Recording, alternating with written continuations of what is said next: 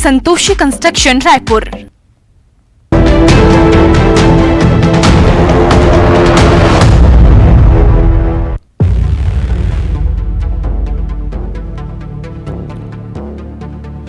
नमस्कार, बहुत स्वागत है आपका हमारे खास कार्यक्रम में। मैं हूं आपके साथ सुमित शर्मा। एनआईए की पूछताछ में दाऊद इब्राहिम के भांजे अली शाह इब्राहिम पारकर ने डॉन को लेकर कई बड़े खुलासे किए हैं। दाऊद की बहन हसीना पारकर के बेटे अली शाह ने एनआईए की पूछताछ में बताया कि डॉन ने एक पाकिस्तानी महिला से दूसरी शादी की है। उसने कहा कि दाऊद ये बात फैला रहा है कि दूसरी शादी करने के लिए उसने अपनी पहली पत्नी महजबीन को तलाक दे दिया है, लेकिन ऐसा नहीं है। उसने साथ ही कहा कि डी कंपनी का कारोबार चलाने के लिए इनक्रिप्टेड कम्युनिकेशन का सिस्टम डेवलप किया गया है। रिपोर्ट देखें।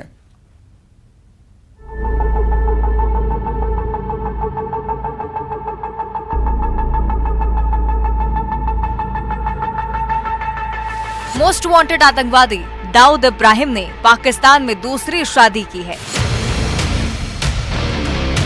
दाऊद की बहन हसीना पारकर के बेटे अली शाह ने नेशनल इन्वेस्टिगेशन एजेंसी के सामने ये खुलासा किया है। अली ने एजेंसी को बताया कि दाऊद ने पहली पत्नी मजहबी को अभी तलाक नहीं दिया है और वह भी कराची में ही रह रहा है। अली ने एनआईए के सामने ये बयान सितंबर 2022 में दिए थे। इसके बाद एनआईए ने कई जगह छापे मारे और दाऊद के नेटवर्क से जुड़े कई लोगों को गिरफ्तार किया। उसके बाद एजेंसी ने कोर्ट के सामने चार्जशीट भी पेश की थी। दस्तावेजों के मुताबिक अली ने एनआईए को बताया कि दाऊद ने दूसरी शादी इस मकसद से की थी क्योंकि वो जांच एजेंसियों का ध्यान पहली पत्नी मजहबी से हटाना चाहता था। अली जुलाई 2022 में दुबई में अपने काम के सिलसिले में गया था। वहीं वो मजहबी से मिला था। इस मुलाकात में ही मजहबी ने बताया कि दाऊद ने दूसरी शादी कर ली।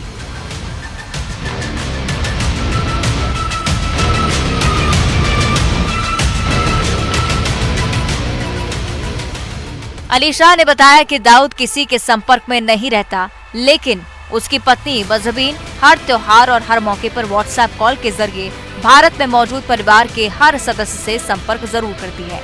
उसने बताया कि दाऊद इब्राहिम ने डी कंपनी को चलाने के लिए एक ऐसा सिस्टम विकसित किया है जिसके जरिए उसका आदेश सीधे उसके लोगों तक पहुंच सके। एनआईए को डी कंपनी के उस नेटवर्क सिस्टम की जानकारी मिली है। अली ने बताया कि दाऊद इब्राहिम कराची में ही रह रहा है। वो गाजी बाबा दरगाह के पास डिफेंस एरिया में ही रह रहा है। रिपोर्ट्स के मुताबिक दाऊद हवाला के जरिए बड़ी रकम उन आरोपियों को भेजता है जो भारत में डी कंपनी के आतंकी साजिशों में मदद करते हैं।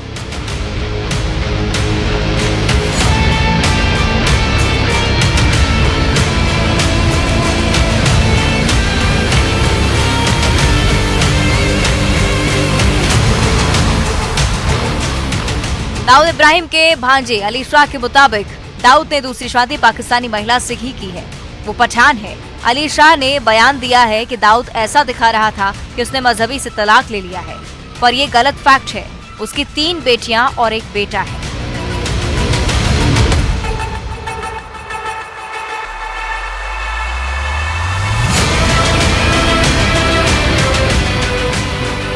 अली शाह दाऊद की बहन हसीना पारकर का बेटा है। अली की शादी अगस्त 2016 में मुंबई के व्यापारी की बेटी आयशा अली शाह से हुई है। ये शादी समारोह महज 1.5 घंटे चला था और उसमें 100 लोग शामिल हुए थे। इसके बाद फैमिली ने एक होटल में रिसेप्शन दिया। पुलिस को आशंका थी कि दाऊद वीडियो कॉल के जरिए इस शादी में शरीक होगा। मीडिया रिपोर्ट्स में दावा किया गया कि कराची में बैठे दाऊद के लिए इस रिसेप्शन की लाइव स्ट्रीमिंग की गई थी। अली शाह के खुलासे को दाऊद से जुड़ी बड़ी जानकारी माना जा रहा है। Bureau report, news 18।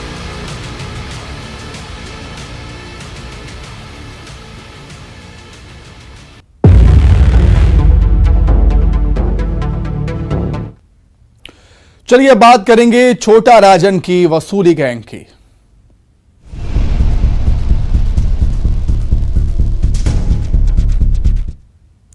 क्या तिहाड़ जेल में बंद कुख्यात गैंगस्टर छोटा राजन जेल से ही एक्सटॉर्शन का धंधा चला रहा है? यह सवाल इसलिए पैदा हुआ क्योंकि मुंबई में एक्सटॉर्शन का एक केस दर्ज किया गया है जिसके तार छोटा राजन से जुड़े होने की आशंका जताई जा रही है। दरअसल छोटा राजन के जन्मदिन पर मुंबई में बधाई संदेश के साथ ही कबड्डी प्रतियोगिता के पोस्टर्स की खबर पर पुलिस ने जब एक्शन लिया तो एक्सटॉर्शन का मामला भी सामने आया।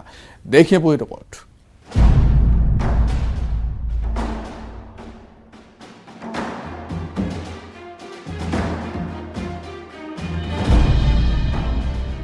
किसी एक्टर या नेता के जन्मदिन पर अक्सर उनके फैंस और समर्थक खूब पार्टियां करते हैं। कहीं कहीं मिठाई बांटी जाती है तो कहीं पटाखे जलाए जाते हैं। लेकिन मुंबई से एक हैरान करने वाला मामला सामने आया है। यहाँ किसी एक्टर या नेता नहीं बल्कि गैंगस्टर छोटा राजन के जन्मदिन पर कुछ लोगों ने सड़क किनारे का बड़ा सा पोस्टर लगाकर उसे बधाई दी। कुछ ही देर में इस पोस्टर की तस्वीरें सोशल मीडिया पर तैरने लगी। बात पुलिस तक पहुंची। पुलिस हरकत में आई और कई गिरफ्तारियां की गईं। लेकिन पुलिस को सिर्फ पोस्टर ही नहीं मिला बल्कि रसीदें भी मिली। कबड्डी प्रतियोगिता की इन चंदा रसीदों पर बाकायदा छोटा राजन की तस्वीर लगी है और सीआर ग्रुप लिखा गया है।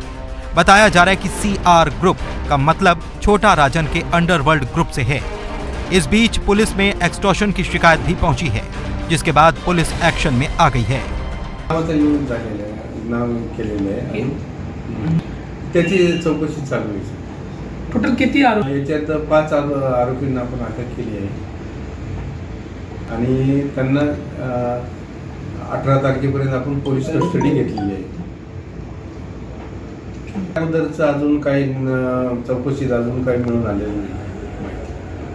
चौकशी चालू आहे पोलीस कस्टडी दरम्यान। पावती द्यायची। बताया जा रहा है कि कबड्डी प्रतियोगिता की आड़ में छोटा राजन के नाम पर वसूली का खेल चल रहा है। इसके लिए बाकायदा एक एनजीओ भी चलाया जा रहा है। लोगों से प्रोटेक्शन के नाम पर पैसा लिया जाता है और एनजीओ के नाम पर रसीद दी जाती है। पुलिस ने मामले की जांच के बाद छोटा राजन के गैंग से जुड़े लोगों के खिलाफ एक्सटॉर्शन का मामला दर्ज किया है। इस केस में एक महिला समेत 5 लोगों को गिरफ्तार भी किया गया है। उधर पुलिस की कार्रवाई के बाद छोटा राजन का भाई दीपक निकालजे सामने आया है। उसका कहना है कि अपने भाई का जन्मदिन मनाने में कोई बुराई नहीं है। भाई तो उसमें कोई ये नहीं है, छोटा राजन का भाई है, छाती ठोक कर बोलते, उसमें कोई दो मत नहीं है। नहीं, अभी 2 दिन पहले उनका जन्मदिन था, 7 लोग की गिरफ्तारी हुई है सपोर्ट करने के लिए। नहीं, अगर ये कुछ हुआ है तो गलत हुआ है। जन्मदिन था, जन्मदिन मनाते, भाई है तो मनाए, बुरा कोई बात नहीं। और कोई किसी को चाहता है और वो उनका जन्मदिन मनाते तो मुझे नहीं लगता कि कोई गलत है। बता दें कि छोटा राजन का असली नाम राजेंद्र सदाशिव निकलजे है। वह मूल रूप से चेंबूर का रहने वाला है। करीब 4 साल पहले उसे मलेशिया से डिपोर्ट किया गया था। उसे हाल ही में पत्रकार जे.डे की हत्या के मामले में आजीवन कारावास की सजा सुनाई गई थी, जिसके बाद से वो जेल में है। छोटा राजन एक समय दाऊद इब्राहिम का राइट हैंड माना जाता था। हालांकि 1993 के बाद वो दाऊद से अलग हो गया और उसने अपनी अलग गैंग बना ली। छोटा राजन पर हत्या के कई मामले दर्ज हैं। Bureau report, news 18 Mumbai.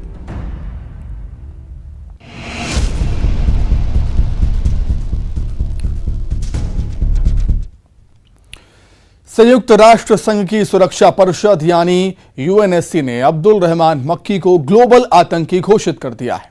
Abdul Rahman मक्की भारत में हुए 26/11 हमले के मास्टरमाइंड हाफिज सईद का बहनोई है और भारत में आतंकी वारदातों में शामिल रहा है। ये वही अब्दुल रहमान मक्की है जिसे पिछली बार चीन ने यूएन में ग्लोबल आतंकी घोषित होने से बचा लिया था, लेकिन इस बार पाकिस्तान को चीन का साथ नहीं मिला। दरअसल पाकिस्तान को झटके पर झटके लग रहे हैं। खाली खजाने की दुहाई देकर दुनिया भर में कर्ज के लिए झोली फैलाए घूम रहा पाकिस्तान अब पीएम मोदी को बातचीत का संदेशा भेज रहा है।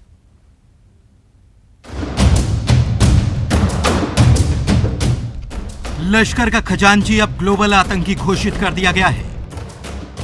हाफिज सईद के बहनोई अब्दुल रहमान मक्की को यूएन ने वैश्विक आतंकवादियों की ब्लैक लिस्ट में डाल दिया है। सबसे बड़ी बात यह है कि यह खबर सिर्फ मक्की के लिए नहीं बल्कि पाकिस्तान के लिए भी बड़ा झटका है। दरअसल मक्की को वैश्विक आतंकी घोषित कराने की भारत की कोशिशों को अमेरिका का पूरा साथ था, लेकिन पिछले साल जून में चीन ने यूएनएससी में वीटो के जरिए मक्की को बचा लिया था। तब चीन की वजह से 26/11 हमले के मास्टरमाइंड हाफिज सईद का बहनोई मक्की ग्लोबल टेररिस्ट घोषित नहीं किया जा सका था। लेकिन इस बार मक्की के मसले पर चीन ने पाकिस्तान का साथ नहीं दिया। अब्दुल रहमान मक्की को पहले भी अल कायदा जो 1267 यूनाइटेड नेशन सिक्योरिटी काउंसिल की सैंक्शन कमेटी है, उसमें पहले भी भारत और अमेरिका ने ये केस टेकअप किया था और उस टाइम में चीन ने इसके ऊपर अड़ंगा लगाया था कि इसको टेक्निकल होल्ड में डाल दिया था। अब थोड़े हालात बदल रहे हैं। संयुक्त राष्ट्र की सुरक्षा परिषद समिति ने अब्दुल रहमान मक्की और ISIL और अल कायदा प्रतिबंधित समिति के तहत वैश्विक आतंकवादी घोषित किया है। इसके बाद आतंकी मक्की की संपत्ति जब्त होगी, उसकी यात्रा पर प्रतिबंध लगेगा। अब्दुल रहमान को ग्लोबल आतंकी घोषित करने वाली कमेटी ने उसे भारत में कई हमलों के लिए जिम्मेदार ठहराया है। मक्की के बाद अभी कई और आतंकवादी हैं जिन्हें ग्लोबल टेररिस्ट घोषित करवाने की कोशिशें भारत कर रहा है। ये आदमी जो है उसका अपना हाफिज सईद का बहनोई भी है और साथ में ये वहाँ पे फंड्स और दूसरा जो है ट्रेनिंग, जो अपने दहशतगर्दों को ट्रेनिंग और उनको हिंदुस्तान के अंदर इन्फिल्ट्रेशन कराने में बहुत मदद कर रहा था। अब पाकिस्तान को भी जवाब देना पड़ेगा कि ये कैसे उधर अपने वहाँ पे इसको रखा हुआ है और पाकिस्तान भी अब एक, मैं कहूँगा, एक मैदान पे खड़ा हो गया है जहाँ पे उसको भी अब डिक्लेयर कर सकते हैं एक टेररिस्ट स्टेट। दरअसल अब दुनिया समझ रही है कि चीन भारत को रोक नहीं सकता। ऐसे में अब तक चीन के दम पर जहर उगलने वाले पाकिस्तान को भारत की वैश्विक ताकत का डर सताने लगा है। एक तरफ पाकिस्तान की मीडिया अपने देश के हुक्मरानों को भारत के प्रति अपनी नीति बदलने की नसीहत दे रही है, वहीं पाकिस्तान के प्रधानमंत्री शहबाज शरीफ ने कहा कि भारत से 3 युद्ध लड़ने के बाद पाकिस्तान सबक सीख चुका है और अब बेहतर रिश्ते चाहता है। Pakistan has learnt its lesson. We had 3 wars with India, 3. And the consequence of those wars, as a result, it only brought more miseries, to the unemployment, two nations, poverty. My message to the Indian leadership and Prime Minister Modi is that let's sit down on the table and have serious and sincere talks. हालांकि भारत के सुरक्षा विशेषज्ञों का कहना है कि अगर पाकिस्तान सबक सीख चुका है तो पहले आतंकवाद के खिलाफ कदम उठाए, अपनी बातों की सच्चाई को साबित करे। अब प्रधानमंत्री मोदी जी गए थे, शुरू में जब आए थे उन्होंने खुद इनिशिएटिव लिया था, जबकि वहाँ लैंड किया नवाज शरीफ के घर उन्होंने कुछ घंटे बिताए, तो इनिशिएटिव तो हमने लिया है। उसके बाद क्या हुआ, गलवान कितनी सारी गड़बड़ उन्होंने की। तो हम तैयार हैं, लेकिन हम आपको तभी मानेंगे कि आप सीरियस हैं जब आप उसके ऊपर कुछ काम करें, उसको दिखाएं। सिर्फ कहने से बात नहीं चलती। दरअसल पाकिस्तान को झटके पर झटके लग रहे हैं। एक तरफ खजाना खाली है, दूसरी तरफ महंगाई से जनता को खून के आंसू रोने पड़ रहे हैं। आलम यह है कि पाकिस्तान दुनिया भर में कर्ज के लिए झोली फैलाए घूम रहा है। ऐसे में सबसे करीबी दोस्त चीन का हाथ खींचना उसके लिए सबसे बड़ा झटका भी है। Bureau report, news 18। अब खबर रूस यूक्रेन जंग की। रूस और बेलारूस ने मिलकर अपना संयुक्त वायुसेना अभ्यास शुरू कर दिया है। इससे कीव और पश्चिम के देशों में डर का माहौल बना हुआ है। संयुक्त वायुसेना अभ्यास को लेकर बेलारूस ने कहा है कि रूस के साथ उसका अभ्यास महज रक्षात्मक है। अब चिंता इस बात को लेकर भी है कि मॉस्को यूक्रेन के साथ युद्ध में शामिल होने के लिए बेलारूस को साथ ला रहा है।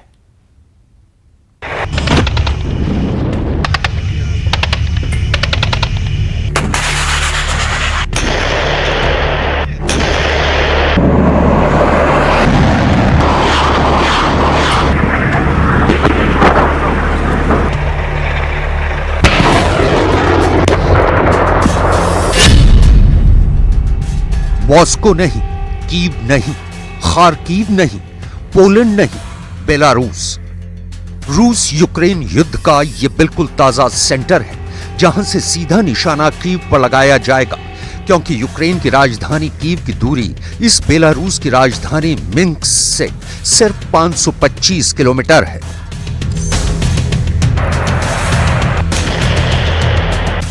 मतलब पुतिन की शॉर्ट रेंज की परमाणु वॉरहेड से लैस मिसाइलें कभी भी कीव का काम तमाम कर सकती हैं।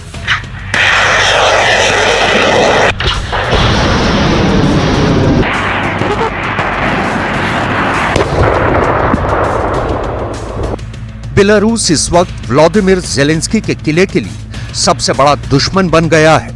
यूक्रेन तो दावा कर रहा है कि पुतिन अगला क्रूर हमला बेलारूस की जमीन से करेंगे।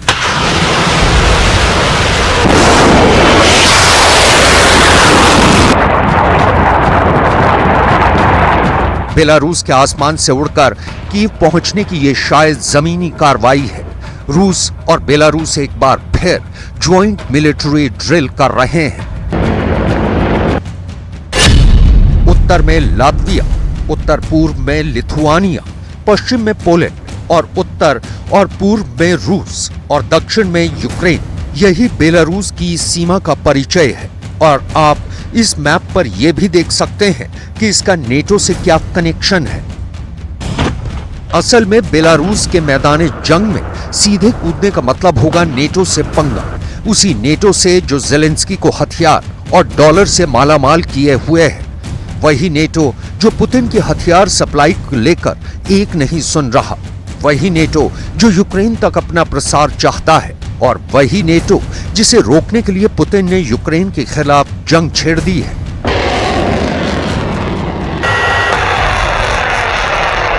तो अब तक जो लड़ाई जमीन पर रूस और यूक्रेन के बीच लड़ी जा रही है, बेलारूस के रूस के साथ युद्ध में उतरते ही बदल जाएगी। इसमें तब नेटो की डायरेक्ट एंट्री होगी, क्योंकि बेलारूस के आसपास के देश जैसे Poland, Estonia, Latvia, Lithuania NATO के सदस्य हैं। स्वीडन और फिनलैंड नेटो में एंट्री के लिए दरवाजे पर दस्तक दे रहे हैं। बेलारूस के युद्ध में शामिल होते ही ये देश भी यूक्रेन को बचाने के लिए जवाबी कार्रवाई के लिए मैदान में जरूर उतरेंगे। तब पुतिन के लिए इतने देशों और अमेरिका के नेतृत्व में 30 देशों के सैन्य संगठन नेटो के साथ लड़ना बहुत मुश्किल होगा। कहने का मतलब है कि नेटो बनाम रूस की सीधी लड़ाई से बचने के लिए ही पुतिन ने बेलारूस की जंग में सीधी एंट्री रोक रखी है। और नेटो भी आमने सामने की टक्कर से खुद को बचाने के लिए यूक्रेन की जमीन पर जेलेंस्की की सेना के साथ कंधे से कंधा मिलाकर नहीं लड़ रहा है। हाँ, नेटो रूस के खिलाफ यूक्रेन को बोरे में भर भर कर हथियार जरूर दे रहा है।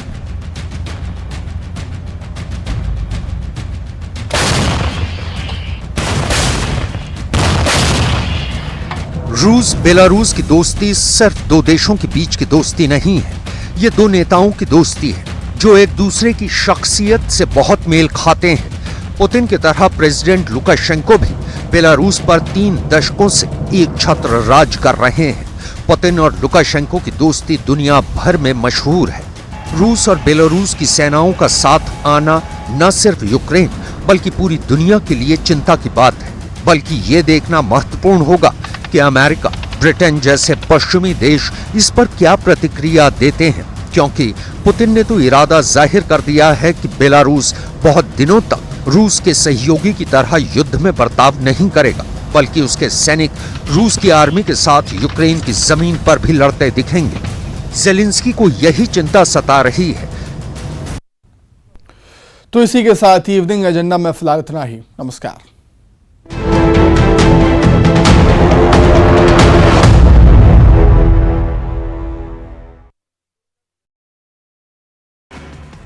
सीएम भूपेश बघेल ने रासुका को लेकर विपक्ष पर बोला हमला। कहा, रासुका राष्ट्रीय कानून है, राज्य का नहीं। धर्मांतरण से जोड़ने की कोशिश कर रही बीजेपी। सीएम भूपेश बघेल ने दी खपरा डीह में हाई स्कूल की सौगात। मुक्तिधाम के अपग्रेडेशन के लिए 20 लाख की घोषणा। कुम्हारी जलाशय को बजट में किया शामिल।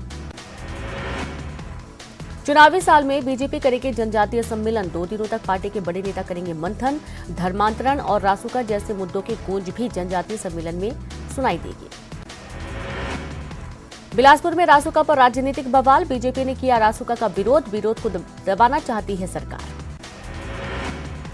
स्वास्थ्य मंत्री टीएस सिंहदेव के चुनाव नहीं लड़ने वाले बयान पर गृह मंत्री ताम्रध्वज साहू ने दी प्रतिक्रिया। कोई चुनाव ना लड़े तो पार्टी को नुकसान नहीं, विधायकों के परफॉर्मेंस पर तय होगा टिकट।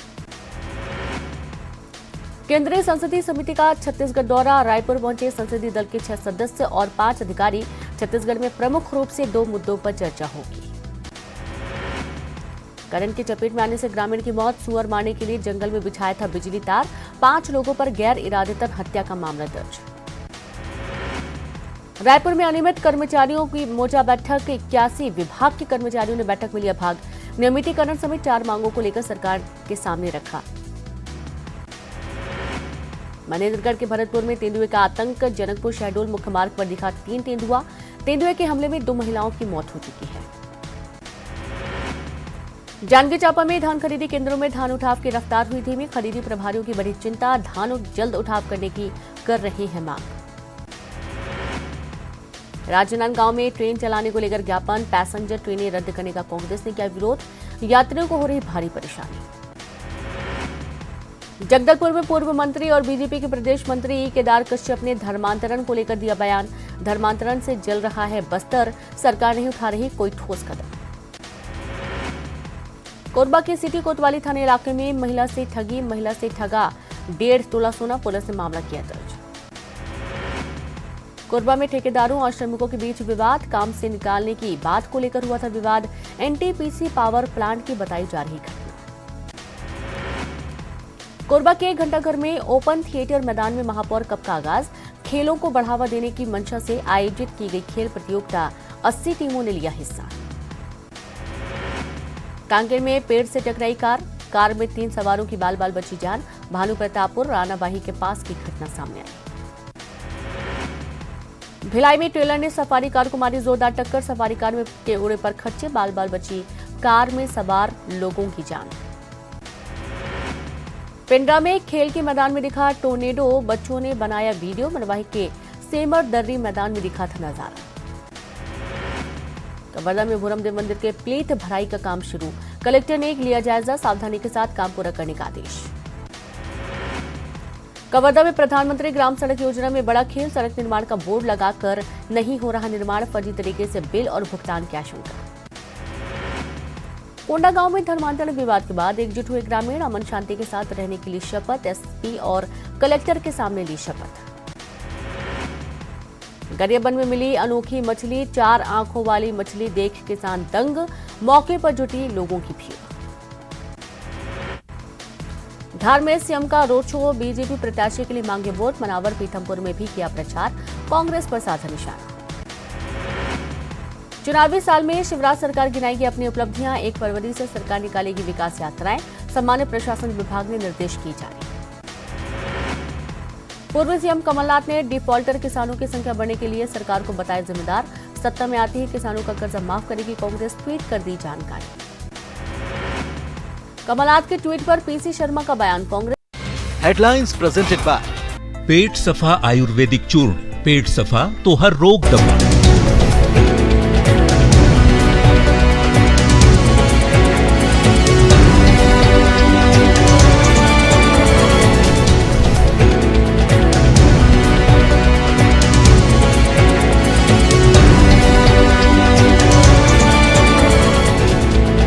हेडलाइंस प्रेजेंटेड बाय पेट सफा आयुर्वेदिक चूर्ण, पेट सफा तो हर रोग दफा। सीएम भूपेश बघेल ने रासुका को लेकर विपक्ष पर बोला हमला, कहा रासुका राष्ट्रीय कानून है, राज्य का नहीं, धर्मांतरण से जोड़ने की कोशिश कर रही बीजेपी। सीएम भूपेश बघेल ने दी खपरा डीह में हाई स्कूल की सौगात, मुक्तिधाम के अपग्रेडेशन के लिए 20 लाख की घोषणा, कुम्हारी जलाशय को बजट में किया शामिल। चुनावी साल में बीजेपी करेगी जनजातीय सम्मेलन, 2 दिनों तक पार्टी के बड़े नेता करेंगे मंथन, धर्मांतरण और रासुका जैसे मुद्दों की गूंज भी जनजातीय सम्मेलन में सुनाई देगी। बिलासपुर में रासुका पर राजनीतिक बवाल, बीजेपी ने किया रासुका का विरोध को दबाना चाहती है सरकार। स्वास्थ्य मंत्री टीएस सिंहदेव के चुनाव नहीं लड़ने वाले बयान पर गृह मंत्री ताम्रध्वज साहू ने दी प्रतिक्रिया, कोई चुनाव न लड़े तो पार्टी को नुकसान नहीं, विधायकों के परफॉर्मेंस पर तय होगा टिकट। केंद्रीय संसदीय समिति का छत्तीसगढ़ दौरा, रायपुर पहुंचे संसदीय दल के 6 सदस्य और 5 अधिकारी, छत्तीसगढ़ में प्रमुख रूप से 2 मुद्दों पर चर्चा होगी। करंट की चपेट में आने से ग्रामीण की मौत, सुअर मारने के लिए जंगल में बिछाया था बिजली तार, 5 लोगों पर गैर इरादतन हत्या का मामला दर्ज। रायपुर में अनियमित कर्मचारियों की मोर्चा बैठक, 81 विभाग के कर्मचारियों ने बैठक में लिया भाग, नियमितीकरण समेत 4 मांगों को लेकर सरकार के सामने रखा। मनेन्द्रगढ़ के भरतपुर में तेंदुए का आतंक, जनकपुर शहडोल मुख्य मार्ग पर दिखा 3 तेंदुआ, तेंदुए के हमले में 2 महिलाओं की मौत हो चुकी है। जांजगीर चांपा में धान खरीदी केंद्रों में धान उठाव की रफ्तार हुई धीमी, खरीदी प्रभारियों की बड़ी चिंता, धान जल्द उठाव करने की कर रहे हैं मांग। राजनांदगांव में ट्रेन चलाने को लेकर ज्ञापन, पैसेंजर ट्रेनें रद्द करने का कांग्रेस ने किया विरोध, यात्रियों को हो रही भारी परेशानी। जगदलपुर में पूर्व मंत्री और बीजेपी के प्रदेश मंत्री केदार कश्यप ने धर्मांतरण को लेकर दिया बयान। धर्मांतरण से जल रहा है बस्तर, सरकार नहीं उठा रही कोई ठोस कदम। कोरबा के सिटी कोतवाली थाने इलाके में महिला से ठगी, महिला से ठगा 1.5 तोला सोना, पुलिस ने मामला किया दर्ज। कोरबा में ठेकेदारों और श्रमिकों के बीच विवाद, काम से निकालने की बात को लेकर हुआ था विवाद। एनटीपीसी पावर प्लांट की बताई जा रही घटना। कोरबा के घंटाघर में ओपन थिएटर मैदान में महापौर कप का आगाज। खेलों को बढ़ावा देने की मंशा से आयोजित की गई खेल प्रतियोगिता 80 टीमों ने लिया हिस्सा। कांकेर में पेड़ से टकराई कार में 3 सवारों की बाल बाल बची जान। भानु प्रतापपुर रानाबाही के पास की घटना सामने आई। भिलाई में ट्रेलर ने सफारी कार को मारी जोरदार टक्कर, सफारी कार में के उड़े पर खर्चे, बाल बाल बची कार में सवार लोगों की जान। पिंडरा में खेल के मैदान में दिखा टोर्नेडो, बच्चों ने बनाया वीडियो। मनवाही के सेमर दर्री मैदान में दिखा था नजारा। कवर्धा में भूरमदेव मंदिर के प्लेट भराई का काम शुरू, कलेक्टर ने लिया जायजा, सावधानी के साथ काम पूरा करने का आदेश।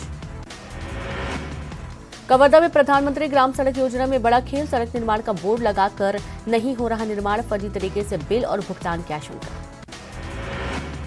कोंडागांव में धर्मांतरण विवाद के बाद एकजुट हुए ग्रामीण, अमन शांति के साथ रहने के लिए शपथ, एसपी और कलेक्टर के सामने ली शपथ। गरियाबंद में मिली अनोखी मछली, 4 आंखों वाली मछली देख किसान दंग, मौके पर जुटी लोगों की भीड़। धार में सीएम का रोड शो, बीजेपी प्रत्याशी के लिए मांगे वोट, मनावर पीथमपुर में भी किया प्रचार, कांग्रेस पर साधा निशाना। चुनावी साल में शिवराज सरकार गिनाएगी अपनी उपलब्धियां, 1 फरवरी से सरकार निकालेगी विकास यात्राएं, सामान्य प्रशासन विभाग ने निर्देश किए जारी। पूर्व सीएम कमलनाथ ने डिफॉल्टर किसानों की संख्या बढ़ने के लिए सरकार को बताया जिम्मेदार, सत्ता में आती ही किसानों का कर्जा माफ करेगी कांग्रेस, ट्वीट कर दी जानकारी। कमलनाथ के ट्वीट पर पीसी शर्मा का बयान, कांग्रेस सरकार में 27 लाख किसानों का कर्जा हुआ था माफ, बीजेपी ने सत्ता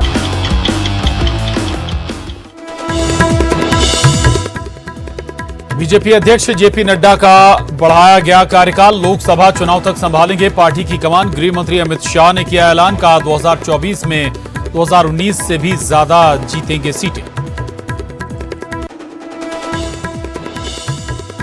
दिल्ली में बीजेपी की राष्ट्रीय कार्यकारिणी की बैठक खत्म, पीएम मोदी का मंत्र, अब चुनाव में बचे सिर्फ 400 दिन, पूरी ताकत से करें तैयारी।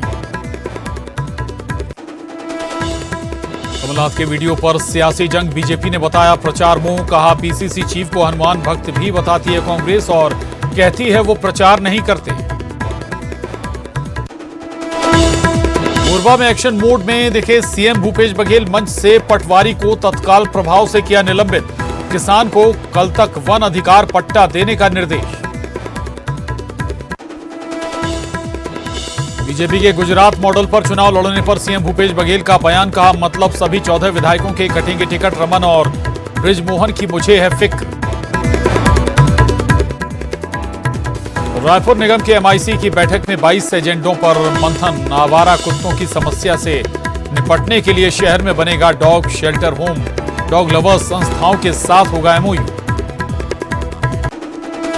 धमतरी में सुरक्षा बलों को मिली बड़ी सफलता, महिला नक्सली समेत 5 हार्डकोर नक्सली गिरफ्तार,